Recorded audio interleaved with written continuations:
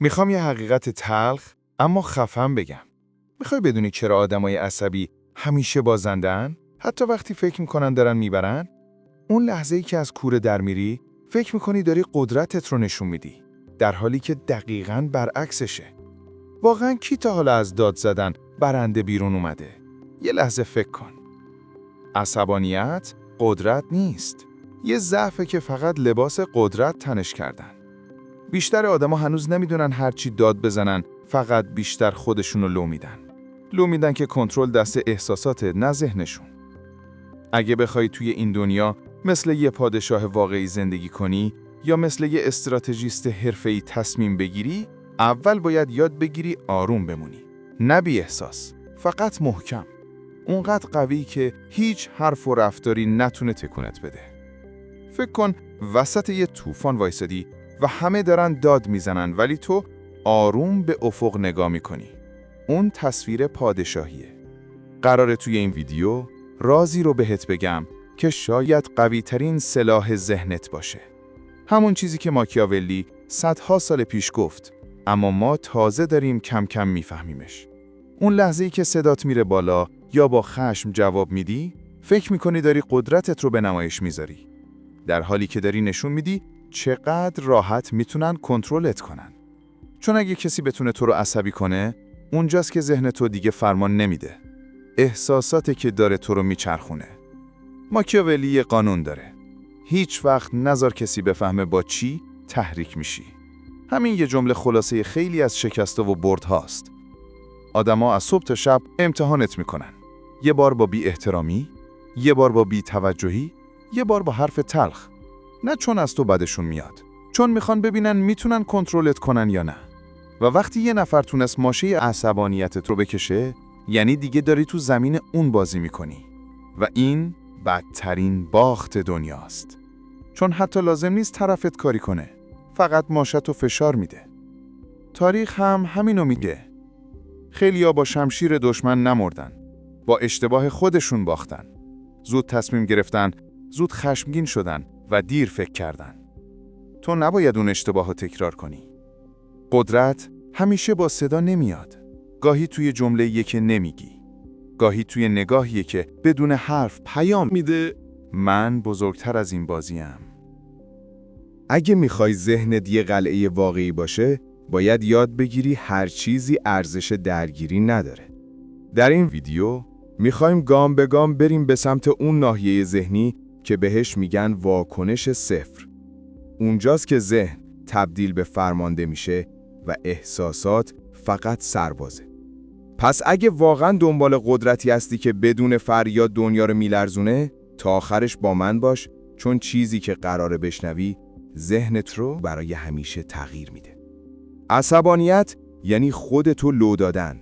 یعنی داری نشون میدی چقدر ناامنی و چقدر دنبال تاییدی. ولی اون آدمی که تحریک نمیشه واقعا ترسناک میشه، چون هیچ کس نمیدونه توی ذهنش چی میگذره. فرقی که بین ذهن قوی و ذهن عادی وجود داره فقط همینه که ذهن قوی واکنش نشون نمیده، عمل میکنه. مثل یه شطرنج باز که قبل از حرکتش 10 مهره جلوتر رو میبینه. فکر کن آخرین باری که عصبی شدی واقعا چی شد؟ چیزی حل شد؟ یا فقط اعصابت خورد شد و قدرتتو دادی دست کسی که حتی ارزشش هم نداشت؟ آدمی که بلد خودشو کنترل کنه از تیر هیچ کس زخمی نمیشه، چون آرامشش سپر دفاعیه. وقتی عصبانی نشی، سکوتت بقیه رو دیوونه میکنه، چون اونا منتظرن تو داد بزنی ولی تو فقط نگاه میکنی. منتظرن توضیح بدی ولی لبخند میزنی. اون موقع قدرتت چند برابر میشه. ذهنتو مثل یه قلعه بساز. کسی نباید بتونه واردش بشه. نه با حرف، نه با توهین، نه با تمجید الکی. از احساست محافظت کن. قدرت یعنی بتونی بدون داد و فریاد بقیه رو کنترل کنی. هرچی آرومتر بمونی، اونا بیشتر به هم میریزن. چون هدفشون از اول فقط این بوده که ازت واکنش بگیرن. ولی وقتی جواب نمیدی، لذت کنترل ازشون گرفته میشه. فرق بین سکوت از سر ضعف و سکوت از سر کنترل در نیت توئه. اگه ساکتی چون میترسی، اون ضعف پنهونه، ولی اگه ساکتی چون حسابگر و آگاه به زمان بندی، اون قدرت مطلقه. برگرد به گذشته. چند بار توی عصبانیت تصمیم گرفتی و بعد پشیمون شدی؟ چند بار گفتی نباید اونجوری جواب میدادم؟ اگه همون موقع سکوت میکردی نتیجه چه فرقی میکرد؟ همون اشتباه بارها باعث شده فرصتهای بهتر رو از دست بدی. پس چرا تکرارش کنی؟ زندگی پر از موقعیت‌هایی که ذهن‌های داغ و عصبی نمیفهمن. اما ذهن‌های آروم و سرد مثل برف هر آتیشی رو خاموش میکنن. توی هر رابطه کاری، دوستی یا رقابت، قانون همینه. هر کی احساساتی تر باشه، راحت تر از بازی بیرون میفته. چون احساسات حرکت‌های قابل پیشبینی میسازن و چیزی که قابل پیشبینی باشه، قابل کنترل هم هست. یاد بگیر وقتی کسی توهین میکنه، در واقع داره از ضعف خودش دیوار میسازه. بذار از دیوارش بالا بره، تو فقط لبخند بزن و رد شو. هیچ کلمه ای ارزش نداره که آرامشت به هم بخوره. یادت باشه، اکثراً اونایی که عصبانیتتو تهلیک میکنن، ارزش درگیر شدن ندارن. توهین، رفتار بچگونه، نیش و کنایه، همش تله است. میخوان تو رو بکشن پایین. نزار. آروم بمون. بی تفاوت. سرد. بی تفاوت بودن یعنی شکست ناپذیر بودن. میخوای انتقام بگیری؟ نادیده‌شون بگیر. میخوای قدرتمند باشی؟ ساکت بمون.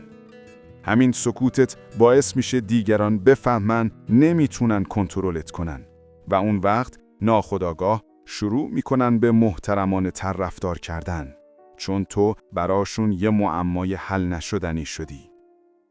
بیشتر آدما دنبال واکنشن، دنبال اینن که ببینن تو هنوز بهشون فکر میکنی یا نه. ولی وقتی سکوت میکنی، ذهنشون رو پر از شک میکنی. شروع میکنن فکر کردن که چی شد؟ چرا چیزی نگفت؟ و همین سکوت قوی ترین تنبیهه. ماکیاولی میگفت انرژی تو خرج چیزایی نکن که از تو پایین ترن.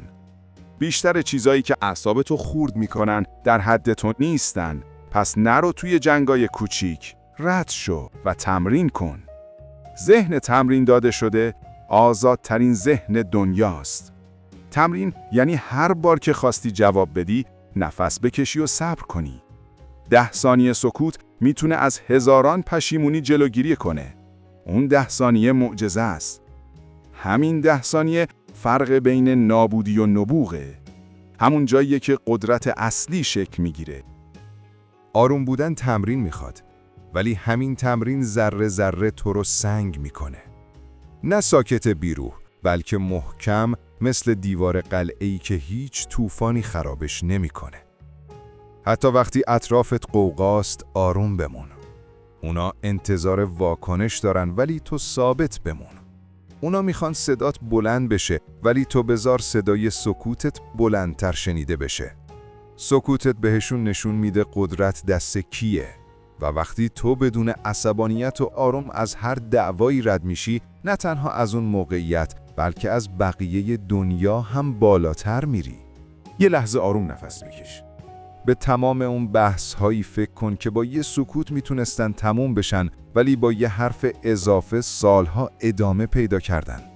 به روزایی که فقط با یه لبخند میتونستی قوی تر بمونی، اما با یه واکنش کوچیک همه چیز از بین رفت. همه ما اون یه ثانیه رو داشتیم که میتونست زندگیمون رو عوض کنه اگه فقط ساکت میموندیم. و جالبه، هرچی بیشتر آروم بمونی، دیگران سریعتر خودشون رو لو میدن. اون موقع میفهمی سکوت نه محافظه کاریه و نه ترس، بلکه آگاهی محضه. آخرین باری که تونستی سکوت کنی یا جواب دادی چی شد؟ تجربت رو برام تو کامنت ها بنویس، شاید به کسی کمک کنه خودش رو نگه داره. هیچ وقت لازم نیست خودتو ثابت کنی. تو با سکوتت خودتو نشون میدی. با نتیجهات، نه با بحث. همون سکوتی که بقیه رو نگران میکنه یه جور حکومت خاموشه. پس از امروز تصمیم بگیر فرمانده ذهنت باشی، نه برده احساساتت. بذار بقیه فکر کنن بردن، در حالی که تو فقط داری برنامه ریزی میکنی. اونا انرژیشون رو سر دعوای الکی خرج میکنن، ولی تو با آرامشت امپراتوری تو میسازی. اینو بدون، خیلیا سعی میکنن تو رو به حاشیه بکشونن تا تو رو در سطح خودشون پایین بیارن. آخرش که چی؟ یه روز میبینی تو بدون هیچ فریاد و هیچ بحثی ازشون گذشتی، رشد کردی و بالا رفتی. اون موقع تازه میفهمن قدرت واقعی یعنی چی. اینجا جاییه که بیشتر آدما کم میارن. تو نیومدی که برگردی. اگه تا اینجا اومدی، یعنی دنبال درک واقعی قدرتی. تو از اون ذهنایی که سکوت رو میفهمن و این همون چیزیه که دنیا بهش نیاز داره. ذهنایی که به جای فریاد فکر میکنن. پس با لایکت کمک کن تا این حرف به بقیه آدمایی برسه که هنوز دنبال آرامش توی قوقای دنیا میگردن. بذار دنیا فریاد بزنه. تو فقط سکوت کن مثل یه سنگ. چون ذهن آروم همیشه پادشاهه.